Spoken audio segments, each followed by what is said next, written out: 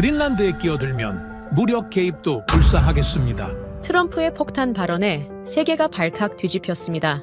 그린란드를 향한 미국의 압박이 거세지면서 국방력 강화가 시급해진 덴마크. 하지만 영하 30도의 그린란드에서 유럽산 무기들은 전부 고철덩어리로 변했습니다. 마음이 급해진 덴마크는 새로운 장비를 주문하려고 했지만 독일과 프랑스 모두 24개월 안에는 불가능이라는 대답뿐이었죠. 그렇게 아무런 해답도 찾지 못하던 덴마크에게 손을 내민 나라가 나타났습니다. 바로 대한민국이었죠. 한국은 덴마크에게 3개월 뒤 납기를 약속했고 혹한 테스트마저 가볍게 통과했습니다. 더욱 충격적인 사실은 이 소식이 퍼진 뒤 트럼프가 무력 개입은 하지 않겠다라고 말을 바꾼 겁니다. 도대체 무슨 일이 있었던 걸까요? 덴마크가 한국에 구조 요청을 보낸 이유. 지금 시작합니다. 트럼프가 무력 개입을 고려하고 있습니다. 저는 목이 쉬도록 말했습니다. 하지만 합참 의장은 스크린만 보고 있었어요. 트럼프 발언 클립이 반복 재생되고 있었거든요. 군사력 사용을 배제하겠느냐는 기자 질문에 트럼프가 고개를 저었습니다. 아니, 배제하지 않겠다. 나토 동맹국 영토를 두고 미국 대통령이 그런 말을 던진 거예요. 저는 라스 레케, 덴마크 국방부 전략국장입니다. 22년째 조달과 전개를 담당하고 있죠. 그날 새벽 회의실 분위기는 살벌했어요. 의장이 제 쪽을 봤습니다. 레케, 전개 가능 전력 재점검에. 저는 노트북을 열었어요. 포병 목록이 화면에 떴습니다. 심장이 쪼그라드는 것 같았죠. 스크린 속 트럼프는 능글맞게 웃고 있었습니다.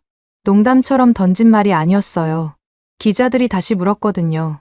정말 군사력을 쓸 수 있다는 겁니까? 트럼프가 어깨를 으쓱했습니다. 선택지는 열려 있다. 의장이 클립을 멈췄어요. 회의실이 조용해졌습니다. 아무도 먼저 말을 꺼내지 않았죠. 저는 22년 동안 이런 분위기를 본 적이 없었어요. 냉전 시절 소련 위협도 아니고 나토 종주국이 우리 영토를 거론하다니요. 말이 안 되는 상황이었습니다. 그런데 현실이었어요. 화면 속 트럼프 얼굴이 아직도 눈에 밟혔습니다. 의장이 입을 열었어요. 그린란드 경계 등급 올린다. 공문 올려. 저는 고개를 끄덕이면서도 속이 무거웠습니다. 경계 등급을 올리는 건 쉬워요. 문제는 그 다음이었거든요. 총리실에서 문서가 내려왔습니다. 메테 프레데릭센 총리가 직접 적어 보낸 거였어요. 이번 겨울 안에 전개 가능한 전력만 보고하라. 짧은 문장이었지만 무게는 달랐습니다. 총리가 직접 손을 댄 문서는 명령이나 다름없었거든요. 각 부대가 장비 목록을 다시 제출하기 시작했어요. 저는 포병 일정표를 폈습니다. 유럽산 자주포 시험 기록이 눈에 들어왔죠. 운용 가능 판정이 없었어요. 혹한 시험을 통과하지 못한 겁니다. 등골이 서늘했습니다. 그린란드에 포병 없이 겨울을 맞을 수는 없었거든요. 의장이 제 화면을 봤어요. 레케, 이거 뭐야? 저는 대답 대신 시험 기록을 띄웠습니다. 의장 얼굴이 굳어졌어요. 저도 같은 심정이었습니다. 이번 겨울까지 시간이 석 달밖에 없었거든요. 그때 작전실에서 긴급 보고가 올라왔습니다. 누크 인근 해역에 정체불명 드론이 나타났다는 거였어요. 해안 레이더가 추적 로그를 저장하고 있었죠. 회의실 공기가 얼어붙었습니다. 트럼프 발언이 채 식기도 전에 드론까지 뜬 거예요. 의장이 자리에서 벌떡 일어났습니다. 어디서 날아온 거야? 작전실이 답했어요. 특별 불가입니다. 통신 신호도 잡히지 않습니다. 저는 화면을 바꿔 레이더 로그를 띄웠습니다. 드론 궤적이 점선으로 찍혀 있었어요. 누크 해안을 따라 움직이고 있었죠. 저는 궤적을 보면서 이가 갈렸습니다. 저게 러시아인지 중국인지 아니면 제3국인지 알 수가 없었거든요. 확실한 건 하나였어요. 우리 영공을 제멋대로 휘젓고 다닌다는 거였습니다. 경비정이 출동했습니다. 드론 예상 항로를 향해 전속력으로 달렸어요. 하지만 드론은 우리보다 빨랐습니다. 경비정이 접근하자 통신을 완전히 끊어버렸거든요. 방향을 확 틀더니 북쪽으로 사라졌어요. 레이더에서도 점이 지워졌습니다. 의장이 주먹으로 테이블을 쳤어요. 또 놓쳤어. 저는 아무 말도 할 수 없었습니다. 이번이 세 번째였거든요. 지난 2달 동안 비슷한 드론이 2번 더 나타났었어요. 매번 같은 패턴이었습니다. 접근하면 사라지고, 사라지면 흔적이 없었죠. 누가 보냈는지도 모른 채 우리는 속수무책이었어요. 저는 레이더 화면을 내려다봤습니다. 드론이 사라진 자리에 물음표만 남아있는 것 같았어요. 분했습니다. 우리 영공인데 우리가 쫓겨나는 꼴이었거든요. 합참 작전실이 메모를 올렸습니다. 다음엔 포병 전개로 억제해야 합니다. 의장이 고개를 끄덕였어요. 저는 그 메모를 보며 속이 타들어갔습니다. 포병을 전개하려면 장비가 있어야 하거든요. 지금 우리 손에는 혹한 시험을 통과한 자주포가 없었어요. 전개 창구가 이번 겨울로 당겨졌는데 장비는 따라오지 못하고 있었습니다. 의장이 저를 봤어요. 레케, 포병 전개 가능한 거 맞아? 저는 솔직하게 답했습니다. 지금 상태로는 어렵습니다. 의장 눈이 가늘어졌어요. 어렵다는 게 무슨 뜻이야? 저는 시험 기록을 다시 띄웠습니다. 유럽산 자주포가 혹한 코스를 통과하지 못했습니다. 회의실이 또 조용해졌어요. 저는 유틀란드 시험장에 연락을 넣었습니다. 시험관 에밀 라르센이 전화를 받았어요. 라르센, 혹한 코스 기준 시간 다시 보내줘. 라르센이 잠시 멈칫했습니다. 전략국장님, 지금 시험 중인데요. 저는 목소리를 낮췄어요. 알아. 그래서 물어보는 거야. 라르센이 한숨을 쉬더니 파일을 보내왔습니다. 시험 일정표가 화면에 떴어요. 시동, 사격, 재배치, 항목이 새로 추가돼 있었습니다. 혹한 환경에서 자주포가 얼마나 빨리 움직일 수 있는지 측정하는 코스였죠. 저는 기준 시간을 확인했습니다. 시동 3분, 첫 사격까지 5분, 재배치 7분. 합쳐서 15분 안에 끝내야 운용 가능 판정을 받을 수 있었어요. 숫자를 보니 더 답답했습니다. 15분이 그렇게 긴 시간이 아니거든요. 그런데 그걸 못 맞추고 있었어요. 유럽산 자주포 팀이 지금 그 코스를 돌고 있었습니다. 저는 화상 연결을 요청했어요. 시험장 화면이 회의실 스크린에 떴습니다. 영하 25도, 유틀란드 벌판에 자주포 한 대가 서 있었죠. 하얀 입김이 화면에도 보일 정도였어요. 저는 시계를 확인했습니다. 시험 시작 신호가 떨어졌어요. 유럽 장비팀이 시동을 걸었습니다. 엔진이 돌아가지 않았어요. 운전병이 다시 시도했습니다. 두 번째도 실패였어요. 저는 손에 땀이 났습니다. 세 번째 만에 겨우 시동이 걸렸죠. 에밀 라르센이 기록표에 제 시도를 적었어요. 저는 시계를 봤습니다. 이미 4분이 지나 있었어요. 기준 시간 3분을 넘긴 거였죠. 시작부터 초과였습니다. 의장이 한숨을 쉬었어요. 저거 통과할 수 있어? 저는 대답하지 못했습니다. 화면 속 자주포가 포탑을 돌리고 있었거든요. 움직임이 느렸어요. 혹한의 유압이 제대로 작동하지 않는 것 같았습니다. 포탑이 목표 방향을 향하는 데만 1분이 넘게 걸렸어요. 에밀 라르센이 또 기록표에 뭔가를 적었습니다. 저는 화면을 뚫어지게 쳐다봤어요. 제발 빨리 쏴라, 속으로 외쳤습니다. 하지만 자주포는 느릿느릿 움직였어요. 첫 사격이 나갔습니다. 기준 시간 5분을 훌쩍 넘긴 8분이었어요. 저는 눈을 감았습니다. 이미 끝난 거였죠. 재배치까지 합치면 20분이 넘을 게 뻔했어요. 에밀 라르센이 화면을 향해 고개를 저었습니다. 저도 알고 있었어요.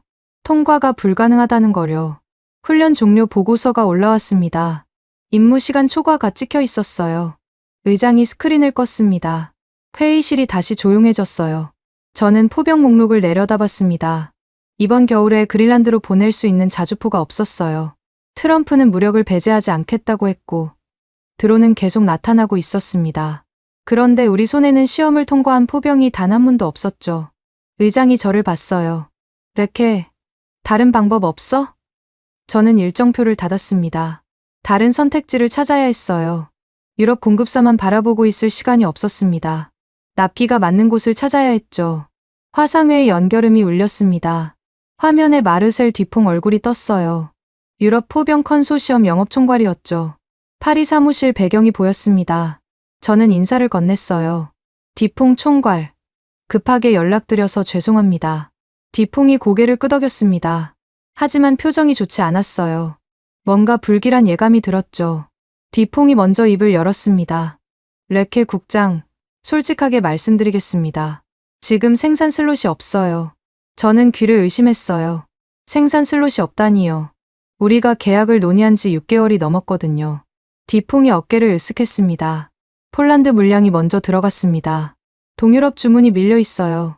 저는 화면에 일정표를 띄웠습니다. 이번 겨울 전개라고 적힌 날짜를 손가락으로 가리켰어요. 뒤풍 총괄. 이게 우리 마감입니다. 석 달 안에 장비가 필요해요. 디퐁이 한숨을 쉬었습니다. 불가능합니다. 저는 이가 갈렸어요. 디퐁이 문서를 하나 띄웠습니다. 납기 일정표였어요. 거기 적힌 숫자를 보고 저는 눈을 의심했습니다. 24개월. 2년이었어요. 디퐁이 담담하게 말했습니다. 표준 납기가 24개월입니다. 우선순위를 조정하려면 추가 비용이 발생해요. 저는 목소리를 높였어요. 추가 비용이 얼마나 됩니까? 디퐁이 숫자를 적어보냈습니다. 기존 견적의 30%가 더 붙어 있었어요. 저는 분노를 삼켰습니다. 지금 화를 내봤자 상황이 나아지지 않거든요. 대신 시험 기록을 꺼냈어요. 에밀 라르센이 보내온 혹한 시험 요약본이었습니다. 저는 화면에 띄웠어요. 디퐁 총괄. 이거 보셨습니까? 귀사 장비가 혹한 코스를 통과하지 못했습니다. 디퐁 얼굴이 굳어졌어요. 잠시 침묵이 흘렀습니다. 디퐁이 입을 열었어요. 그건 교육 문제입니다. 운용병 숙련도가 부족한 거예요. 저는 어이가 없었습니다. 시험 기록에는 분명히 제 시도가 여러 번 찍혀 있었거든요. 장비 문제가 아니라 교육 문제라니요. 디퐁이 덧붙였습니다. 추가 교육 패키지를 구매하시면 해결됩니다. 또 돈이었어요. 저는 손톱이 손바닥에 박히는 걸 느꼈습니다. 회의실 문이 열렸습니다. 카트린의 네르가르가 들어왔어요. 재정위원회 실무총괄이었죠. 손에 서류 뭉치를 들고 있었습니다. 저는 화상회의를 잠시 멈추고 카트리네를 봤어요. 무슨 일입니까? 카트리네가 서류를 테이블에 펼쳤습니다. 단가표였어요. 유럽 공급사가 보내온 견적서와 우리 예산표를 나란히 놓았더군요. 빨간색 표시가 잔뜩 찍혀 있었습니다. 예산 초과였어요. 카트리네가 말했습니다. 국장님, 이 조건으로는 재정위원회를 통과할 수 없습니다. 저는 숫자를 봤어요. 기존 예산 대비 45% 초과였습니다. 거기에 추가 비용까지 더하면 거의 2배가 되는 거였죠. 카트리네가 고개를 저었습니다. 다른 방법을 찾아야 해요. 화상회의를 다시 연결했습니다. 디퐁이 새 문서를 띄웠어요. 저는 읽어봤습니다. 특정 부품 미탄약 포함이라는 문구가 들어가 있었어요. 디퐁이 설명했습니다. 우리 장비를 사시려면 부품과 탄약도 함께 구매하셔야 합니다. 다른 공급사 제품과 호환이 안 돼요. 저는 속이 뒤틀렸습니다. 장비만 사는 게 아니라 부품과 탄약까지 묶어서 사라는 거였어요. 사실상 족쇄였죠. 한번 계약하면 평생 그쪽에서만 사야 하는 구조였습니다. 저는 포병학교에 연락을 넣었어요. 호환성 점검표를 새로 만들어야 했거든요. 기존 장비와 섞어 쓸 수 있는지 확인이 필요했습니다. 포병학교 담당자가 답했어요. 점검에만 2주일이 걸립니다. 시간이 또 밀리는 거였죠. 그때 메일 알림이 떴습니다. 발신자는 헬레 브란트, EU 공동조달 규정 담당이었어요. 저는 메일을 열었습니다. 공동조달 절차를 먼저 맞추십시오. 짧은 문장이었지만 의미는 명확했어요. EU 규정에 맞춰 서류를 다시 작성하라는 거였죠. 저는 한숨이 나왔습니다. 공동조달 절차를 밟으려면 최소 3주가 걸리거든요. 회의 일정이 하루 밀렸습니다. 내일 예정이었던 조달위원회 회의가 모레로 넘어갔어요. 저는 달력을 봤습니다. 이번 겨울까지 남은 시간이 점점 줄어들고 있었어요. 디퐁은 24개월을 말하고 EU는 절차를 말하고 우리 예산은 초과 상태였습니다. 사방이 막혀 있었죠. 총리실에서 연락이 왔습니다. 메테 프레데릭센 총리가 합참 보고서에 서명을 요구한다는 거였어요. 저는 합참에 연락을 넣었습니다. 보고서 올려야 합니다. 총리가 기다리고 있어요. 합참 담당자가 잠시 뜸을 들였어요. 국장님, 솔직하게 올려도 됩니까? 저는 그 말이 무슨 뜻인지 알았습니다. 그렇게 해. 합참 보고서가 올라왔어요. 저는 첫 페이지를 읽었습니다. 공백 위험 높음이라고 적혀 있었어요.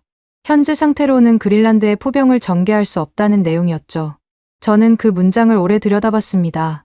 공백이라는 단어가 무겁게 느껴졌어요. 트럼프는 무력을 배제하지 않겠다고 했고, 드론은 계속 나타나고 있었습니다.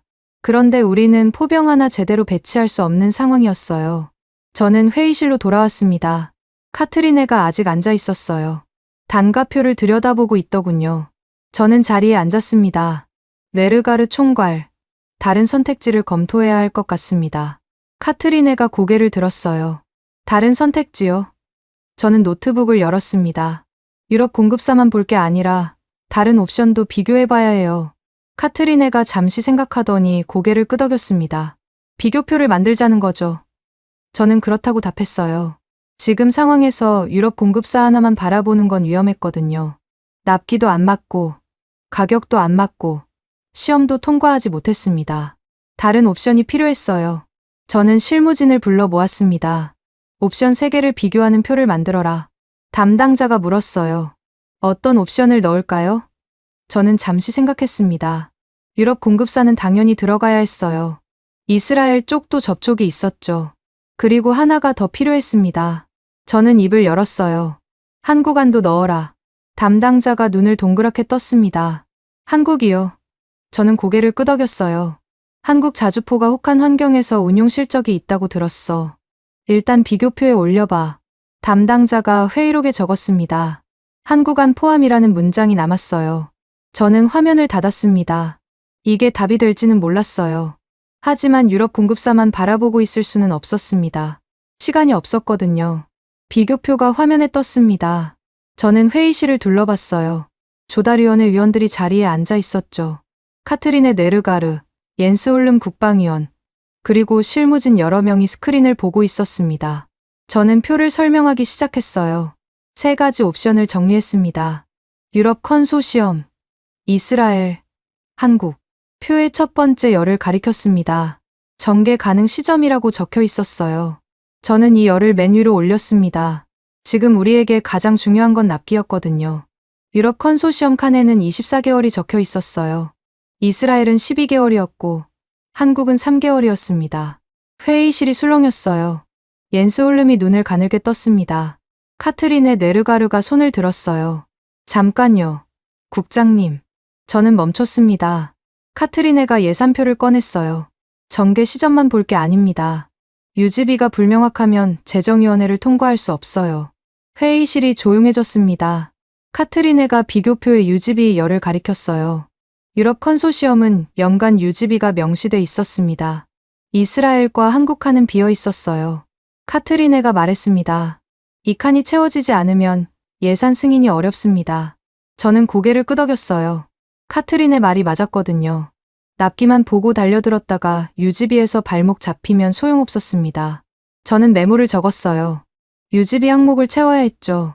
그때 화상회의 연결음이 울렸습니다. 이스라엘 쪽이었어요. 오렌 랩이라는 사람이 화면에 나타났습니다. 포병 비탄약 패키지 중개인이라고 자기소개를 했어요. 레비가 환하게 웃었습니다. 덴마크 친구들, 제가 도와드리겠습니다. 저는 경계심이 들었어요. 너무 적극적이었거든요. 레비가 제안서를 화면에 띄웠습니다. 지금 바로 계약하시면 납기를 더 당길 수 있습니다. 저는 제안서를 읽어봤어요. 가격은 유럽보다 낮았습니다. 하지만 물량이 적었어요. 우리가 필요한 수량의 절반밖에 안 됐죠. 저는 물량, 항목에 빨간 표시를 했습니다. 그리고 보안 항목도 체크했어요. 이스라엘 장비는 기술 이전에 제약이 많다고 들었거든요. 회의실 문이 열렸습니다. 안나 김이 들어왔어요. 제덴마크 한인 2세로 조달 통역을 맡고 있었죠. 안나 김 뒤에 한국 사람 2명이 따라왔습니다. 김영수 전무와 박종호 전역 대령이었어요. 김영수 전무가 방산 수출 협상을 총괄하고 박종호 대령이 현장 운용과 훈련을 담당한다고 했습니다. 김영수 전무가 인사를 했어요. 레케 국장님, 시간 내주셔서 감사합니다. 저는 고개를 끄덕였습니다. 김영수 전무가 서류 한 장을 꺼냈어요. 일정표였습니다. 저는 받아서 읽어봤어요. 교육, 정비, 부품 포함이라고 적혀 있었습니다. 한 장에 모든 게 정리돼 있었죠. 저는 일정표를 자세히 봤습니다. 납품부터 교육, 정비 지원, 부품 공급까지 전부 3개월 안에 들어와 있었어요. 이번 겨울 전개가 가능한 일정이었죠. 저는 전개 창구 아니라고 적힌 칸에 동그라미를 쳤습니다. 김영수 전무가 설명을 덧붙였어요. 저희는 이미 노르웨이와 핀란드에서 혹한 환경 운용 경험이 있습니다. 영하 30도에서도 정상 작동했어요. 저는 눈이 번쩍 떠졌습니다. 혹한 운용 실적이 있다는 거였어요. 유럽 장비가 시험에서 떨어진 이유가 바로 혹한 때문이었거든요. 저는 비교표의 한국 칸에 혹한 운용 실적이라고 추가했습니다. 옌스 홀름이 손을 들었어요. 국방위원회 중진이었죠. 잠깐, 국장. 저는 멈췄습니다. 홀름이 자리에서 일어났어요. 유럽을 건너뛰면 외교가 흔들립니다. 저는 예상했던 반응이었어요. 홀름이 계속 말했습니다. 우리는 EU 회원국입니다. 유럽 공급사를 제치고 아시아 장비를 사면 어떻게 되겠습니까? 유럽 연대가 무너져요. 회의실이 조용해졌습니다. 홀름 말에도 일리가 있었거든요. 그때 메테 프레데릭센 총리가 입을 열었어요. 화상으로 연결돼 있었습니다. 홀름 의원, 공백이 더 흔들립니다. 총리 목소리가 차가웠어요. 그린란드에 포병 없이 겨울을 보내면 그게 유럽 연대입니까? 홀름이 입을 다물었습니다. 회의실 분위기가 팽팽해졌어요. 오랜 레비가 다시 끼어들었습니다. 가격을 더 낮출 수 있습니다. 화면 속 레비가 새 숫자를 보여줬어요. 확실히 매력적인 가격이었습니다. 저는 잠시 흔들렸어요. 그런데 그때 보안팀에서 메모가 올라왔습니다. 자료 반출 금지. 이스라엘 측이 요청한 기술 자료가 보안 규정에 걸린다는 거였어요. 저는 메모를 읽으며 고개를 저었습니다. 가격이 싸도 보안 문제가 있으면 소용없었거든요. 우리 기술 자료가 엉뚱한 곳으로 흘러가면 안 됐습니다. 저는 이스라엘 옵션에 보안 검토 필요라고 표시했어요. 레비 얼굴이 굳어졌습니다. 저는 시선을 한국 쪽으로 돌렸어요. 김영수 전무가 조용히 앉아 있었습니다. 안나 김이 손을 들었어요. 국장님, 한 가지 정정할 게 있습니다. 저는 안나 김을 봤습니다. 안나 김이 서류를 꺼냈어요. 아까 통역 과정에서 오해가 있었습니다. 한국 측이 제시한 건 조건표가 아니라 일정표입니다. 저는 고개를 갸웃했어요. 무슨 차이입니까? 안나 김이 설명했습니다. 조건표는 협상 여지가 있다는 뜻이고 일정표는 확정된 계획이라는 뜻입니다. 한국 측은 이 일정대로 진행할 수 있다고 확약한 겁니다. 저는 다시 일정표를 봤어요. 확정된 계획이라는 말이 다르게 들렸습니다. 협상할 필요 없이 이대로 가면 된다는 거였거든요. 저는 오해가 풀린 게 다행이라고 생각했어요. 저는 비교표를 다시 정리했습니다. 유럽은 납기가 안 맞고 이스라엘은 물량과 보안이 문제였어요. 한국만 전개 창고 안에 들어왔습니다. 하지만 한 가지가 걸렸어요. 혹한 시험 기록이었죠. 김영수 전무가 운용 실적을 말했지만 우리 시험장에서 직접 확인한 건 아니었거든요. 저는 입을 열었습니다. 한국 장비를 유틀란드 시험장에서 테스트해야 합니다. 김영수 전무가 고개를 끄덕였어요. 동의합니다. 같은 코스에서 비교하는 게 공정하죠. 저는 결제 서류를 꺼냈습니다. 동일 코스 재시험 참관단 승인 요청서였어요. 내일 시험장으로 가서 직접 확인하기로 했습니다. 서명을 하면서 손이 떨렸어요. 이 시험에서 기록이 안 나오면 한국안도 빠지는 거였거든요. 저는 회의를 마무리했습니다. 비교표가 화면에 그대로 떠 있었어요. 유럽, 이스라엘, 한국. 세 옵션 중에서 지금 가장 가능성이 있는 건 한국이었습니다. 하지만 확정은 아니었어요. 내일 시험장에서 기록이 나와야 했죠. 저는 김영수 전무를 봤습니다. 내일 유틀란드에서 뵙겠습니다. 김영수 전무가 고개를 숙였어요. 좋은 결과 보여드리겠습니다. 저는 그 말을 믿고 싶었습니다. 하지만 마음 한구석이 불안했어요. 유럽 장비도 시험 전에는 자신 있어 했거든요. 결과는 시험장에서 나오는 거였습니다. 저는 노트북을 닫았어요. 내일이 중요한 날이 될 거였습니다. 제 시험에서 기록이 갈리지 않으면 한국안은 다시 빠질 수 있었거든요. 유틀란드 시험장에 도착했습니다. 영하 23도였어요. 숨을 쉴 때마다 코털이 얼어붙는 것 같았죠. 저는 회의실로 들어갔습니다. 에밀 라르센이 이미 와 있었어요. 시험관 라르센이 노트북을 열더니 화면을 띄웠습니다. 국장님, 로그를 서버에 올렸습니다. 저는 화면을 봤어요. 타임스탬프가 줄줄이 나열돼 있었습니다. 어제 시험한 유럽 장비 기록이었죠. 시동 시간, 사격 시간, 재배치 시간이 전부 찍혀 있었어요. 숫자들이 빨간색으로 표시돼 있었습니다. 기준 시간을 초과했다는 뜻이었죠. 저는 속이 답답했어요. 어제 시험도 실패였던 겁니다. 라르센이 말했어요. 오늘 한국 장비 시험이 예정돼 있습니다. 같은 코스로 진행합니다. 박종호 대령이 들어왔습니다. K9 현장 운용과 훈련을 담당하는 사람이었죠. 박종호 대령이 라르센에게 인사를 했어요. 시험관님, 절차 확인 부탁드립니다. 라르센이 고개를 끄덕였습니다. 동일 코스입니다. 시동 3분, 첫 사격 5분, 재배치 7분, 합쳐서 15분 안에 끝내야 합니다. 박종호 대령이 메모를 했어요. 라르세니 기록표에 절차 동일이라고 적었습니다. 저는 그 메모를 보며 긴장됐어요. 같은 조건에서 시험하는 거였거든요. 유럽 장비가 떨어진 그 코스를 한국 장비도 똑같이 돌아야 했습니다. 공정한 비교였죠. 하지만 그만큼 부담도 컸어요. 여기서 떨어지면 한국안도 끝이었거든요. 먼저 유럽 장비가 재시험을 했습니다. 라르센이 시작 신호를 보냈어요. 운전병이 시동을 걸었습니다. 엔진 소리가 끊겼어요. 다시 시도했습니다. 또 실패였죠. 저는 손에 땀이 났어요. 세 번째 시도에서 겨우 시동이 걸렸습니다. 라르센이 기록표에 제 시도를 적었어요. 저는 시계를 봤습니다. 이미 4분이 넘었어요. 어제와 똑같은 패턴이었죠. 포탑이 돌아가기 시작했습니다. 움직임이 느렸어요. 유압이 혹한에 제대로 작동하지 않는 것 같았습니다. 첫 사격이 나갔어요. 8분이었습니다. 기준 시간 5분을 훌쩍 넘겼죠. 저는 한숨이 나왔어요. 제 배치까지 합치면 또 20분이 넘을 게 뻔했습니다. 이제 한국 장비 차례였습니다. K9 자주포가 시험장에 들어왔어요. 박종호 대령이 운용병에게 신호를 보냈습니다. 라르센이 시작을 알렸어요.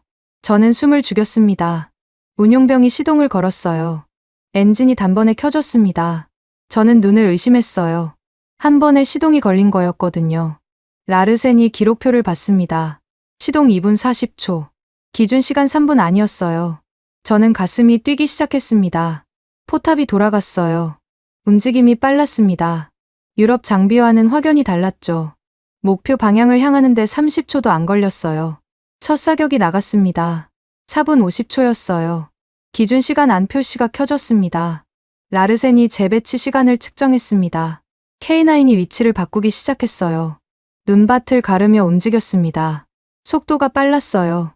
6분 30초 만에 새 위치에 도착했습니다. 기준 시간 7분 아니었죠. 라르센이 기록표에 숫자를 적었어요. 저는 그 숫자를 보며 믿기지 않았습니다. 시동, 사격, 재배치 전부 기준 시간 안에 들어온 거였어요. 합계 14분 20초, 15분 제한을 40초나 앞당겼습니다. 라르센이 저를 봤어요. 국장님, 한국 장비는 통과입니다. 저는 고개를 끄덕였습니다. 가슴이 벅찼어요. 드디어 운용 가능 판정을 받을 수 있는 장비가 나타난 거였죠. 라르센이 비교표를 화면에 띄웠습니다. 유럽 장비와 K9의 기록이 나란히 놓였어요. 시동 시간부터 차이가 났습니다. 유럽 장비는 4분 20초, K9은 2분 40초였어요. 사격 시간도 마찬가지였죠. 유럽 장비는 8분, K9은 4분 50초였습니다. 재배치 시간은 더 벌어졌어요. 유럽 장비는 12분, K9은 6분 30초였죠. 유럽 장비 칸에는 초과가 빨간색으로 찍혀 있었습니다. K9 칸에는 기준 시간 안이 녹색으로 표시돼 있었어요. 저는 그 표를 오래 들여다봤습니다. 숫자가 모든 걸 말해주고 있었거든요. 같은 조건, 같은 코스에서 이만큼 차이가 났습니다. 옌스 홀름이 입을 열었어요. 화상으로 연결돼 있었습니다. 잠깐 교육을 더 하면 되지 않습니까? 저는 홀름을 봤어요. 홀름이 계속 말했습니다. 유럽 장비도 운용병이 익숙해지면 기록이 나올 겁니다. 라르센이 고개를 저었어요. 홀름 의원님, 이건 교육 문제가 아닙니다. 라르센이 기록표를 넘겼습니다. 지난 3개월간 같은 코스에서 6번 시험했습니다. 한 번도 기준 시간 안에 들어오지 못했어요. 라르센이 문장 하나를 읽었습니다. 재연 실패. 기록표 맨 아래에 적힌 결론이었어요. 홀름이 입을 다물었습니다. 저는 라르센이 고마웠어요. 숫자로 말해주니까 반박할 수가 없었거든요. 카트린의 네르가르가 손을 들었어요. 역시 화상으로 참여하고 있었습니다. 국장님, 유지 패키지 항목을 다시 확인하고 싶습니다. 저는 김영수 전무를 봤어요. 김영수 전무가 서류를 꺼냈습니다. 한국 측이 제시한 일정표였죠. 카트리네가 유지 패키지 항목을 가리켰어요. 여기 부품, 정비, 교육이 전부 포함돼 있습니까? 김영수 전무가 고개를 끄덕였습니다. 네. 계약 금액의 전부 포함입니다. 추가 비용 없습니다. 카트리네가 예산표를 펼쳤어요. 포함 체크를 했습니다. 저는 안도했어요. 유지비 문제가 해결된 거였거든요. 유럽 공급사는 부품과 탄약을 별도로 사라고 했었죠. 한국은 전부 묶어서 제공한다고 했습니다. 김영수 전무가 일정표를 다시 펼쳤습니다. 전개, 교육, 정비, 일정이 한눈에 보였어요. 저는 그 표를 자세히 읽었습니다. 납품 후 2주 안에 교육이 시작되고, 한 달 안에 정비 체계가 구축되고, 석 달 안에 전개가 완료되는 일정이었어요. 이번 겨울 일하는 칸이 표맨 끝에 있었습니다. 저는 김영수 전무를 봤어요. 여기 도장을 찍어 주십시오. 김영수 전무가 잠시 멈칫했습니다. 어떤 도장 말씀이십니까? 저는 이번 겨울 칸을 가리켰어요. 이 일정대로 진행한다는 확약입니다. 김영수 전무가 고개를 끄덕였습니다. 서류에 서명을 했어요. 저는 그 서명을 보며 마음이 놓였습니다. 저는 회의록을 열었습니다. 첫 줄이 비어 있었어요. 원래는 조달 옵션 비교 회의라고 적으려고 했습니다. 하지만 오늘 시험 결과를 보고 생각이 바뀌었어요. 저는 세 문장을 적었습니다. 지연은 곧 피해다. 회의록 제목이 바뀌었어요. 저는 그 문장을 다시 읽었습니다. 지연은 곧 피해다. 24개월을 기다리면 그린란드는 2번의 겨울을 포병 없이 보내야 했어요. 트럼프는 무력을 배제하지 않겠다고 했고, 드론은 계속 나타나고 있었습니다. 기다릴 시간이 없었어요. 저는 회의록을 저장했습니다. 이제 결제 라인을 움직여야 했죠. 기록은 나왔어요. 남은 건 정치였습니다. 로비와 규정 압박이 기다리고 있었거든요. 아침에 사무실 문을 열자마자 이상한 기운이 느껴졌습니다. 실무진들이 저를 보더니 고개를 돌렸어요. 뭔가 일이 터진 거였죠. 저는 책상에 앉아서 메일함을 열었습니다. 메일이 쏟아져 있었어요. 대부분 의원실에서 온 것들이었죠. 저는 첫 번째 메일을 열었습니다. 첨부 파일이 있었어요. 유럽 연대와 덴마크의 선택이라는 제목의 자료였습니다. 마르셀 뒤퐁이 만든 거였어요. 유럽 포병 컨소시엄 영업총괄이 의원실마다 이 자료를 돌린 거였죠. 저는 자료를 읽어봤습니다. 아시아 장비 도입은 유럽 연대를 해친다는 문장이 굵은 글씨로 적혀 있었어요. 속이 부글부글 끓었습니다. 시험에서 떨어지고 나서 로비를 시작한 거였죠. 회의실 문이 열렸습니다. 옌스 홀름이 들어왔어요. 손에 그 자료를 들고 있었죠. 저는 예감이 좋지 않았습니다. 홀름이 자리에 앉으며 말했어요. 레케 국장, 이거 봤습니까? 저는 고개를 끄덕였습니다. 봤습니다. 홀름이 자료를 테이블에 탁 내려놨어요. 유럽 의회에서도 관심을 갖고 있습니다. 덴마크가 유럽을 버린다는 기사가 나오면 어떻게 하시겠습니까? 저는 이가 갈렸어요. 홀름은 처음부터 유럽 공급사 편이었거든요. 시험 기록이 나와도 생각을 안 바꾸는 거였죠. 저는 침착하게 답했습니다. 의원님, 시험 결과를 보셨잖습니까? 유럽 장비는 혹한에서 작동하지 않았어요. 홀름이 코웃음을 쳤습니다. 기록이 전부가 아닙니다. 점심 무렵에 뉴스가 터졌습니다. 한국 장비는 임시 방편이라는 기사였어요. 익명의 국방부 관계자를 인용했더군요. 저는 기사를 읽으며 손이 떨렸습니다. 누가 이런 말을 흘린 거였죠. 안나 김이 들어왔어요. 얼굴이 굳어 있었습니다. 국장님, 기자들 질문이 쏟아지고 있습니다. 저는 한숨을 쉬었어요. 어떤 질문들이야? 안나 김이 리스트를 건넸습니다. 왜 유럽을 버리느냐? 한국과 거래가 있느냐? 임시방편 아니냐? 같은 질문들이었어요. 저는 리스트를 읽으며 머리가 지끈거렸습니다. 안나 김이 말했어요. 대변인실에 전달해 놓겠습니다. 답변 자료가 필요합니다. 저는 고개를 끄덕였어요. 언론전까지 시작된 거였죠. 오후 회의가 시작됐습니다. 옌스 홀름이 또 손을 들었어요. 표결을 연기해야 합니다. 저는 예상했던 말이었습니다. 홀름이 계속 말했어요. 유럽 의회 반응을 봐야 합니다. 지금 밀어붙이면 외교 문제가 생겨요. 회의실이 술렁였습니다. 그때 화면에 메테 프레데릭센 총리 얼굴이 떴어요. 화상으로 연결된 거였죠. 총리가 입을 열었습니다. 홀름 의원. 목소리가 차가웠어요. 공백이 생기면 누가 책임집니까? 홀름이 멈칫했습니다. 총리가 계속 말했어요. 그린란드에 포병 없이 겨울을 보내면 그 책임은 누가 집니까? 의원님이 지시겠습니까? 홀름 얼굴이 붉어졌어요. 총리가 회의록에 문장을 남겼습니다. 공백 책임 소재 확인 요망. 홀름이 입을 다물었어요. 카트리네 네르가르가 예산표를 꺼냈습니다. 저는 긴장했어요.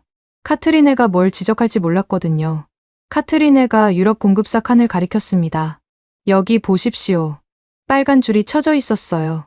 추가 비용 강제라고 적혀 있었습니다. 카트리네가 설명했어요. 유럽 공급사는 부품과 탄약을 별도로 구매해야 합니다. 납기를 당기려면 추가 비용도 내야 하고요. 저는 고개를 끄덕였습니다. 카트리네가 한국칸을 가리켰어요. 여기는 패키지 포함입니다. 부품, 정비, 교육이 전부 계약 금액에 들어가 있어요. 회의 분위기가 바뀌었습니다. 예산 담당자가 한국 편을 든 거였거든요. 저는 카트리네가 고마웠어요. 그때 낯선 번호로 전화가 왔습니다. 오렌 랩이었어요. 이스라엘 중개인이었죠. 저는 회의실 밖으로 나가서 전화를 받았습니다. 레비가 말했어요. 레케 국장, 비공식적으로 제안 드립니다. 저는 경계심이 들었어요. 무슨 제안입니까? 레비가 목소리를 낮췄습니다. 가격을 더 낮출 수 있습니다. 공식 견적보다 20% 할인이요. 단, 서류에는 남기지 않습니다. 저는 소름이 끼쳤어요. 비공식 할인이라니요. 그건 뇌물이나 다름없었습니다. 저는 단호하게 답했어요. 레비 씨, 그런 제안은 받을 수 없습니다. 전화를 끊고 돌아와서 보안팀에 연락을 넣었습니다. 출입 기록을 강화해야 했어요. 이상한 사람들이 접근하고 있었거든요. 저는 사무실로 돌아왔습니다. 결제 문서를 열었어요. 첫 줄이 비어 있었습니다. 저는 잠시 생각했어요. 이 문서가 내각으로 올라가면 총리가 직접 보게 될 거였거든요. 설명이 필요했습니다. 왜 유럽이 아니라 한국인지, 왜 지금 결정해야 하는지 한 문장으로 보여줘야 했어요. 저는 키보드를 두드렸습니다. 지연은 곧 피해다. 3개월과 24개월의 차이는 국민 생명과 안보의 차이다. 이 문장을 결제 문서 첫 줄에 넣었어요. 저장 버튼을 눌렀습니다. 문서가 내각 결제함으로 넘어갔어요. 저는 화면을 보며 심호흡을 했습니다. 이제 돌이킬 수 없었어요. 결제 라인이 움직이기 시작한 거였죠. 총리실에서 연락이 왔습니다. 메테 프레데릭센 총리가 최종 사인 조건을 확인한다는 거였어요. 저는 긴장했습니다. 총리가 뭘 물어볼지 몰랐거든요. 화상 연결이 됐어요. 총리가 문서를 보고 있었습니다. 레케 국장, 이번 겨울 정계가 확실합니까? 저는 고개를 끄덕였어요. 한국 측이 일정표에 서명했습니다. 3개월 안에 정계 가능합니다. 총리가 문서를 넘겼어요.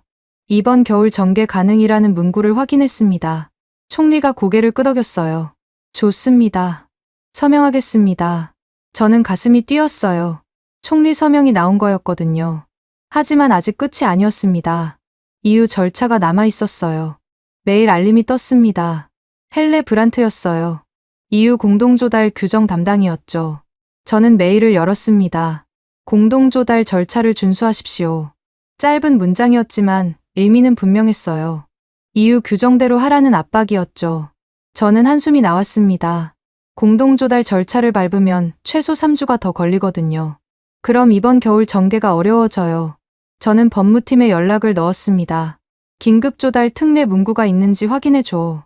법무팀이 답을 보내왔어요. EU 규정 제32조에 긴급조달 특례 조항이 있습니다. 안보 위협이 명백할 경우 적용 가능합니다. 저는 그 문구를 복사했어요. 회신을 준비했습니다. 저는 헬레 브란트에게 메일을 보냈습니다. 긴급조달 특례 조항을 적용합니다. 안보 위협이 명백합니다. 첨부 파일로 트럼프 발언 클립과 드론 추적 로그를 넣었어요.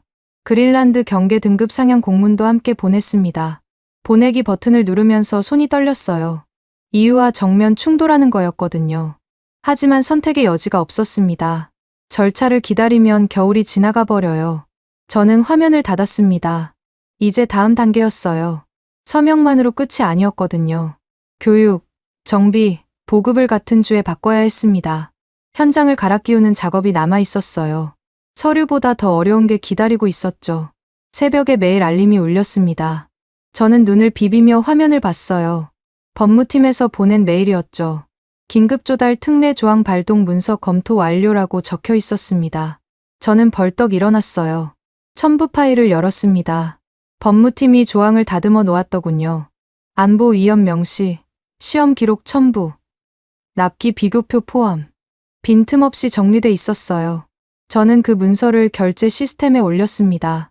긴급조달 조항 발동 요청서였어요. 이게 승인되면 EU 공동조달 절차를 건너뛸 수 있었죠. 3주가 단축되는 거였습니다. 저는 전송 버튼을 누르면서 심장이 뛰었어요. 계약 절차 일부가 짧아지는 순간이었거든요. 이제 내각 승인만 남았습니다. 오전에 총리실에서 연락이 왔습니다. 메테 프레데릭센 총리가 정계 우선 서명을 했다는 거였어요. 저는 귀를 의심했습니다. 이렇게 빨리 나올 줄 몰랐거든요. 담당자가 문서를 보내왔어요. 총리 서명이 찍힌 정계 일정표였습니다. 이번 겨울 정계 우선이라는 문구가 굵게 적혀 있었죠. 저는 그 문서를 각 부대에 배포했어요. 정계 일정표가 새로 돌기 시작했습니다. 기존 일정은 폐기됐어요. 새 일정에는 K9 자주포 배치 날짜가 박혀 있었죠. 저는 달력을 봤습니다. 석 달 안에 그린란드에 포병을 전개해야 했어요.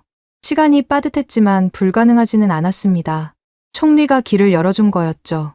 점심 무렵에 헬레 브란트에게서 메일이 왔습니다. 저는 긴장하며 열었어요. 이유가 거부하면 다 틀어지는 거였거든요. 메일 본문을 읽었습니다. 긴급 조달 특례 조항 적용을 확인합니다. 저는 눈을 비볐어요. 다시 읽었습니다. 승인이었어요. 헬레 브란트가 특례 문구가 들어간 결제를 확인해 준 거였죠. 규정 위반 경고가 빠져 있었습니다. 저는 의자에 기대 앉았어요. 숨이 나왔습니다.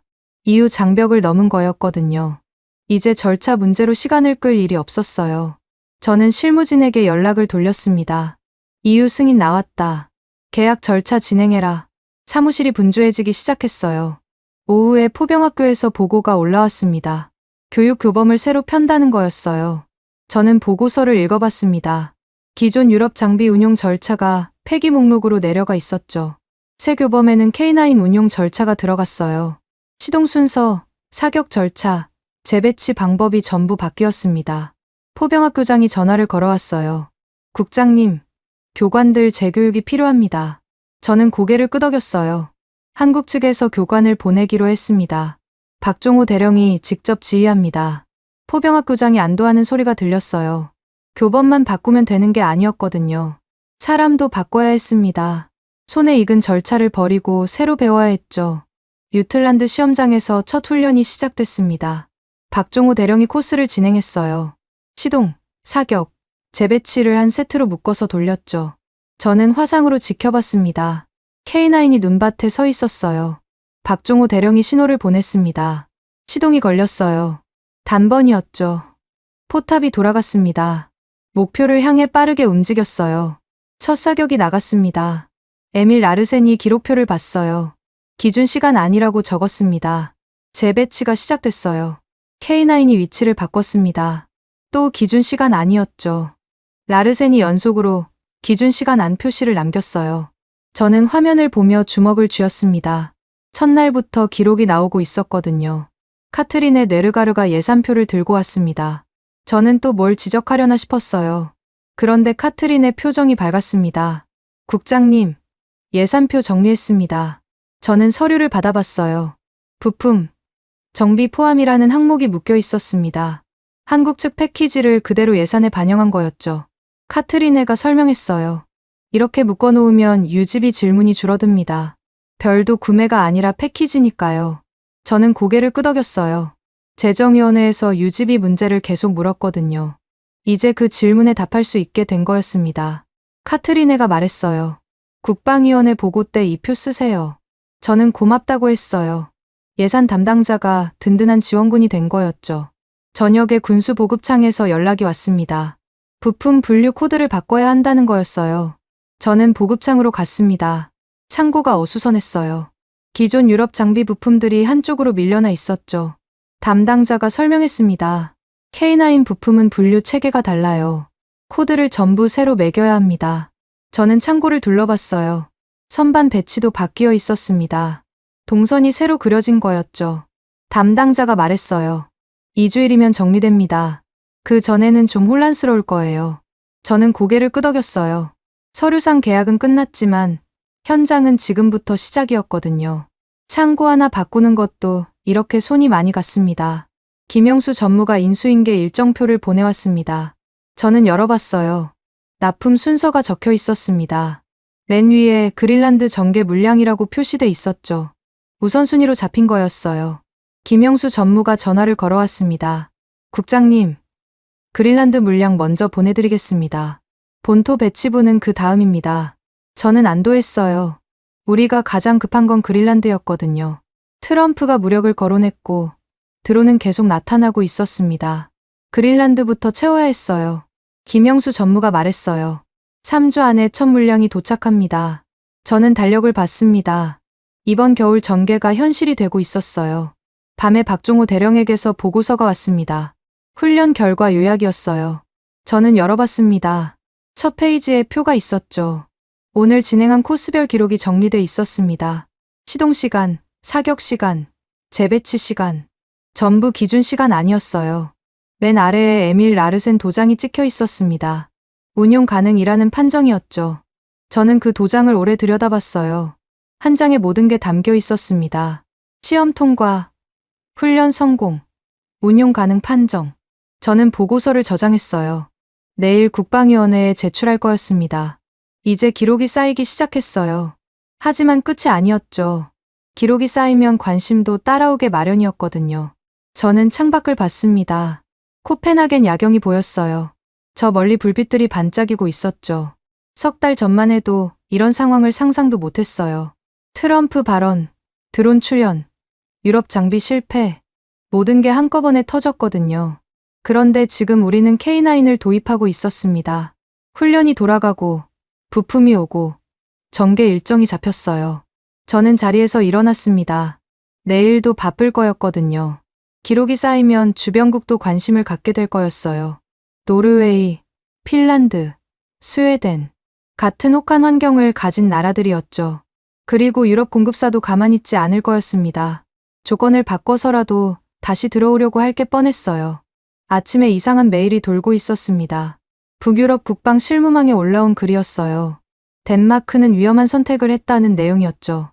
발신자를 확인해 봤습니다. 오랜 랩이었어요.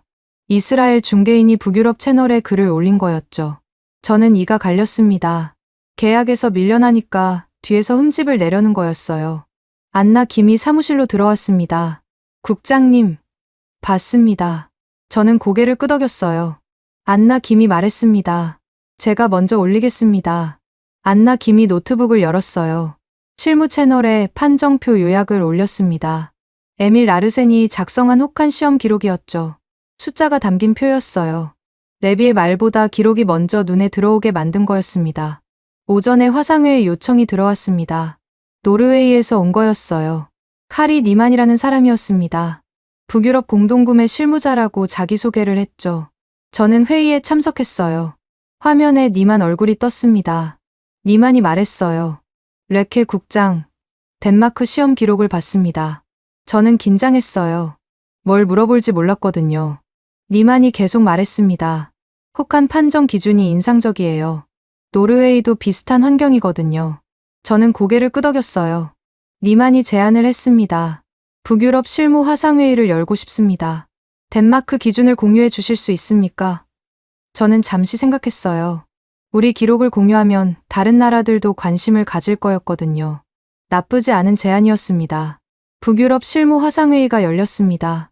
노르웨이, 핀란드, 스웨덴 담당자들이 화면에 떴어요. 카리 니만이 회의를 진행했죠. 오늘 주제는 혹한 환경 장비 조달입니다. 니만이 덴마크 시험 기록을 화면에 띄웠어요. 에밀 라르센이 작성한 판정표였습니다. 시동 시간, 사격 시간, 재배치 시간이 나란히 적혀 있었죠. 니만이 말했어요. 이 기준을 공동 기준 후보로 검토하면 어떨까요? 핀란드 담당자가 고개를 끄덕였습니다. 좋은 생각입니다. 우리도 비슷한 문제를 겪고 있거든요. 스웨덴 담당자도 동의했어요. 저는 가슴이 뛰었습니다. 덴마크 기준이 북유럽 공동 기준이 될 수도 있었거든요. 회의가 끝난 뒤 안나 김이 바빠졌습니다. 주변국 담당자들에게 전개 일정표를 공유했거든요. 저는 안나 김 옆에서 지켜봤어요. 메일이 쏟아지고 있었습니다. 이번 겨울 기준이 뭡니까? 납기가 정말 3개월입니까? 교육 패키지는 어떻게 구성됩니까? 질문이 연달아 왔어요. 안나 김이 하나씩 답장을 보냈습니다. 저는 질문 목록을 보며 생각했어요.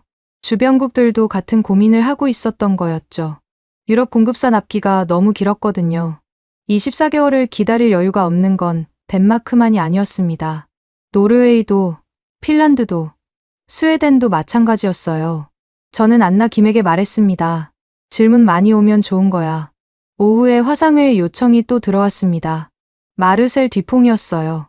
유럽 포병 컨소시엄 영업총괄이었죠. 저는 회의에 참석했습니다. 뒤퐁 얼굴이 화면에 떴어요. 표정이 달라져 있었습니다. 예전의 거만함이 사라져 있었죠. 뒤퐁이 말했어요. 레케 국장, 조건을 재조정하고 싶습니다. 저는 눈썹을 치켜 올렸어요. 무슨 조건 말씀입니까? 뒤퐁이 새 제안서를 띄웠습니다. 납기를 18개월로 줄이겠다는 내용이었어요. 가격도 10% 낮췄더군요. 저는 제안서를 보며 속으로 웃었습니다. 이제 와서 조건을 바꾸겠다니요. 시험에서 떨어지고 계약에서 밀리니까 급해진 거였죠. 저는 단호하게 말했어요.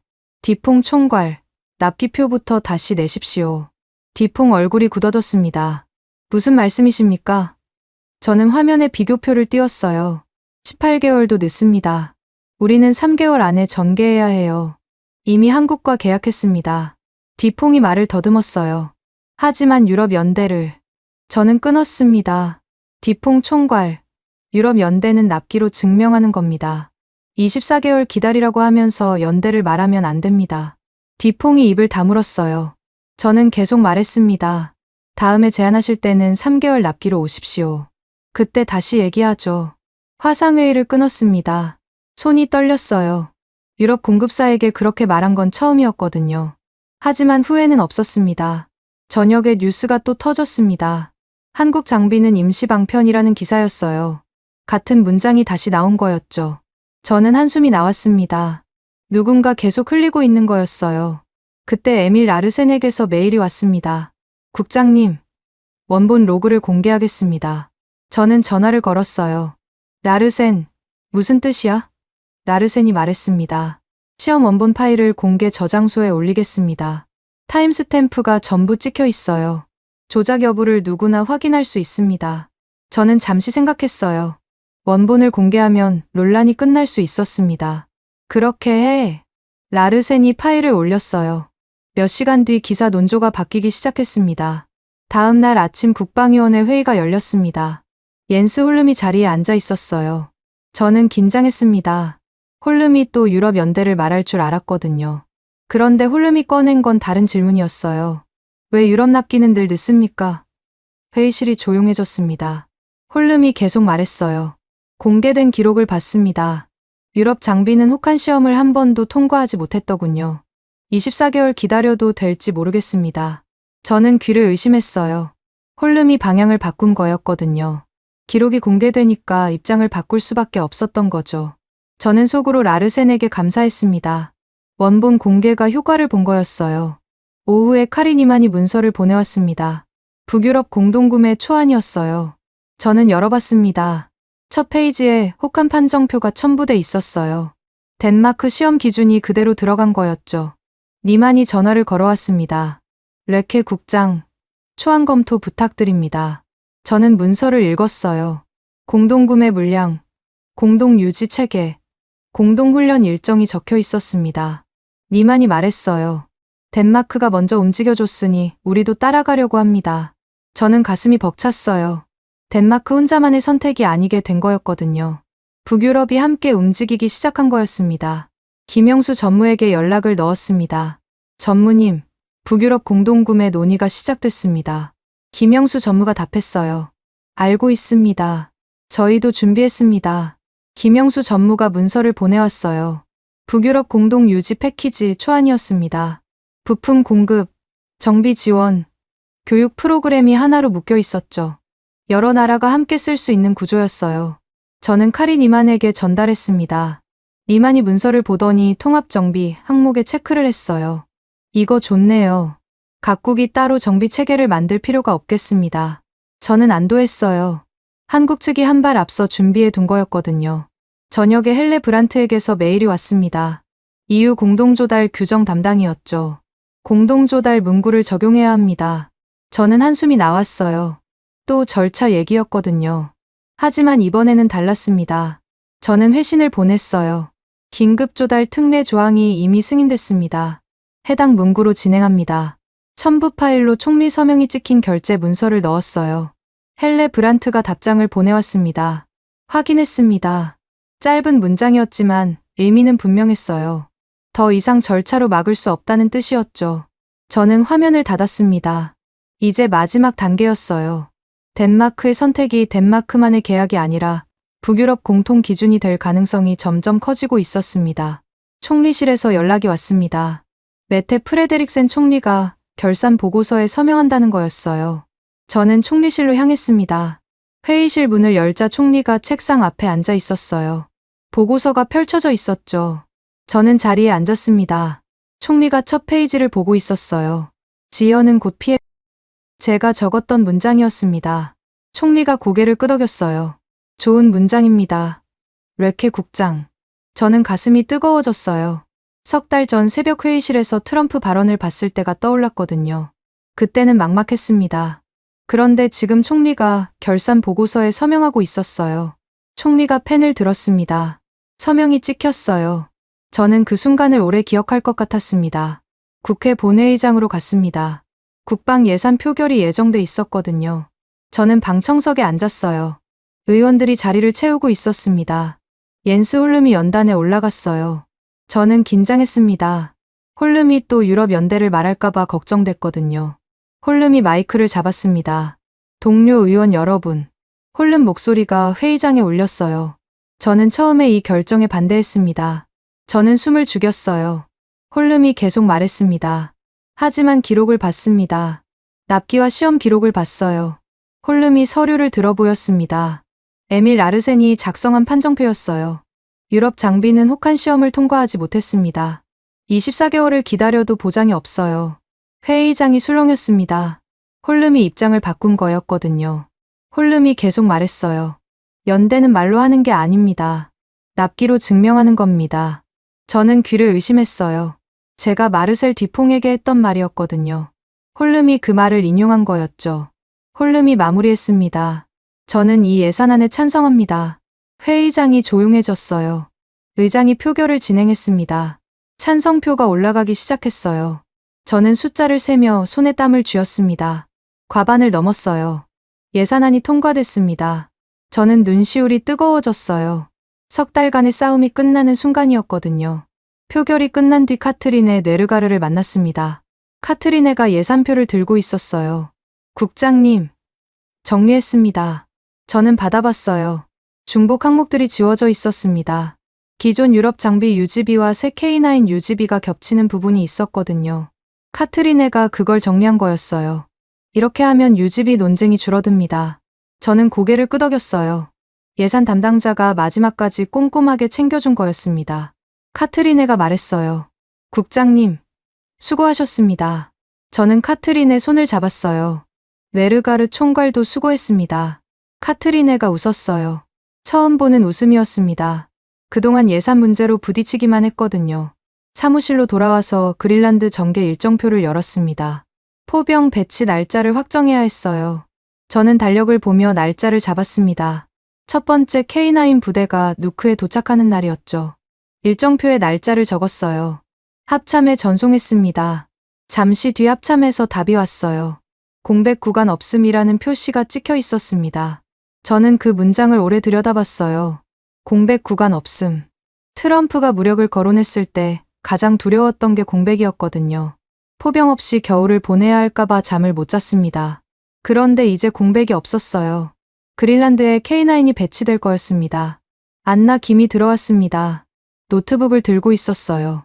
국장님, 북유럽 실무망에 올릴 문서가 있습니다. 저는 화면을 봤어요. 조달 원칙이라는 제목이 적혀 있었습니다. 안나 김이 설명했어요. 덴마크가 이번에 적용한 기준을 문장으로 정리했습니다. 혹한 판정 통과. 납기 3개월 이내. 유지 패키지 포함. 저는 읽어봤어요.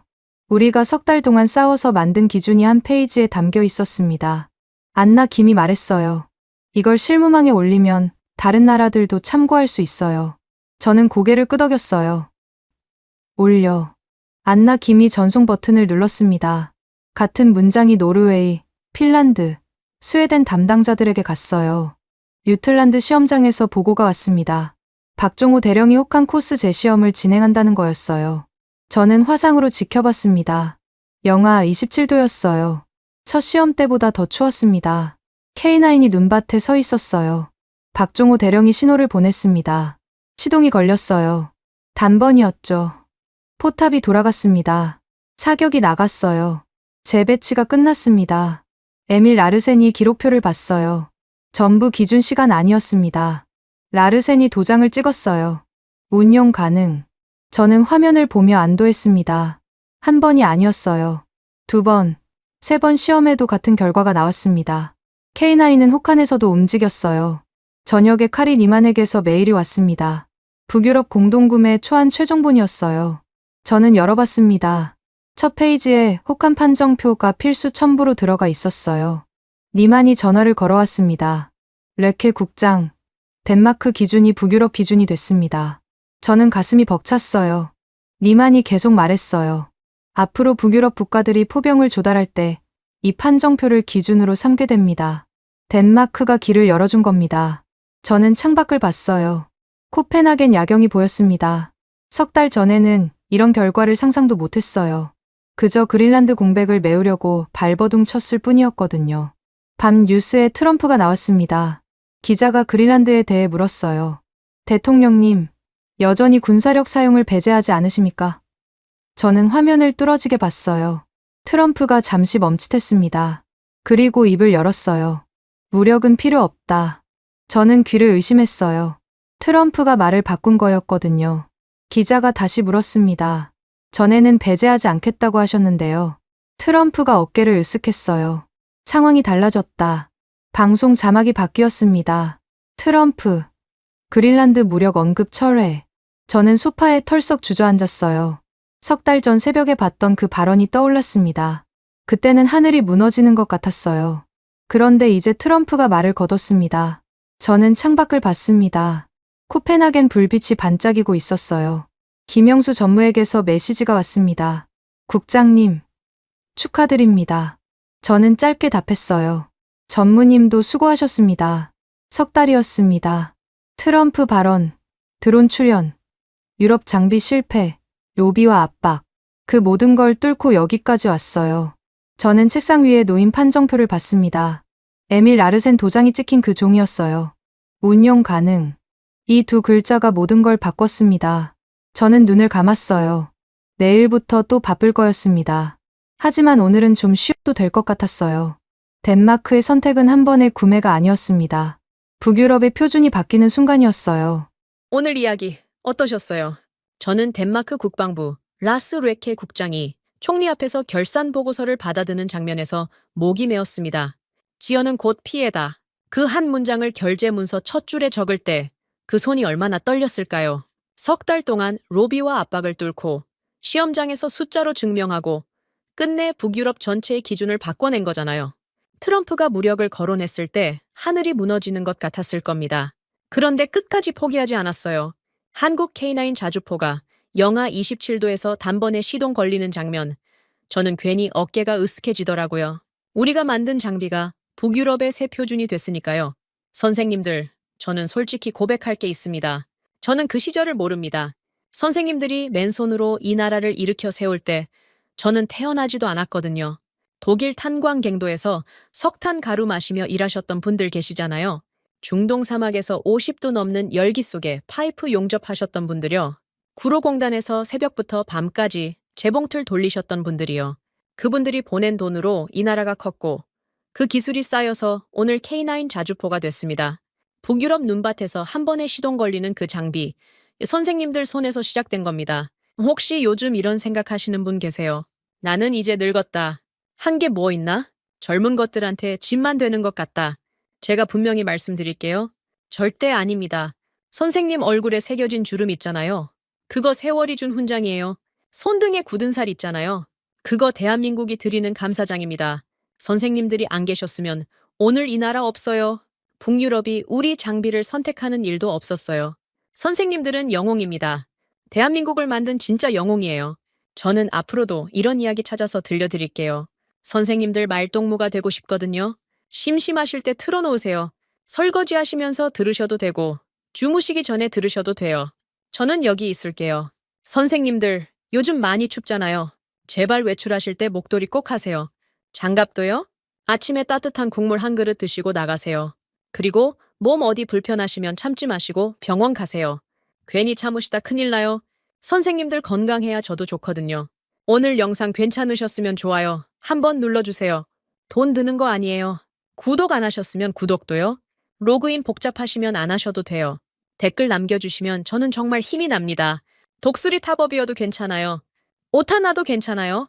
선생님 마음만 전해주시면 됩니다. 오늘 밤 거울 한번 보세요. 거기 비친 얼굴.